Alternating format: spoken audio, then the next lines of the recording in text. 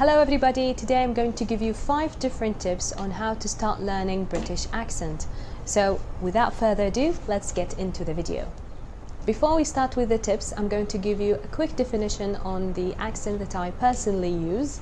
And there are a lot of accents all around the UK. You can come across a Scouse accent, a Liverpool accent, but the accent or the dialect that I teach with is RP, which stands for Received Pronunciation. This dialect or accent is mainly taught for foreigners, and besides that, it's called Standard English. It is associated with high education and noble class. Apart from that, I personally like this accent because it's clear, precise, and it is easily understood by my student. Tip number 1. You need to get rid of your American accent. I know most of you learn English through American films and American TV shows, since the American culture has taken over the entertainment industry. So it's essential to get rid of your American accent in order for people to suddenly think, oh, he sounds British. If you want to do that, follow my next tip, which is tip number 2. In American accent, they always tend to pronounce the letter R, and that's quite different with the British accent. The letter R has a lot of sounds you need to learn each one of them.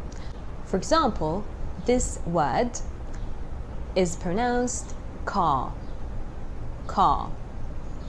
And that's very different from American accent, and they tend to pronounce it like car, car. You need to get rid of your American accent. And that takes us to the tip number 3. Watch for the letter T, and by that I mean always try to pronounce the letter T. And that's quite opposite with the American accent. They don't pronounce the T. They tend to pronounce T like a D, like the word better, better, like this. But in British accent, they pronounce it better, better, or better. And that takes us to the glottal T. Glottal T is a sound where you suddenly stop in the middle of the word or at the end of the word.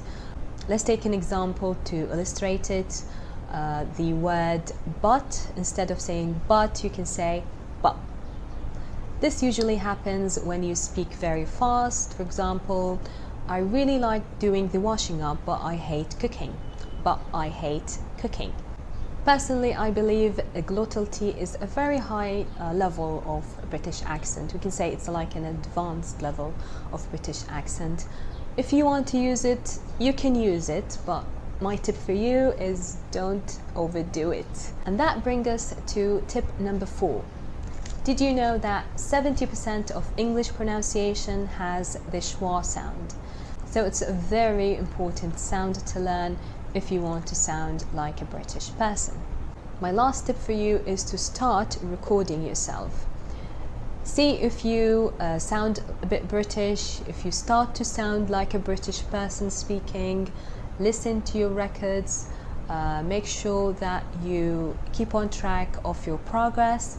Compare yourself to your favorite role model, and by that I mean a person who you really like their accent. This is regarding any accent of that matter, but you need to imitate them, you need to sound like them. Maybe you can listen to your records and decide, do you sound like that person or not?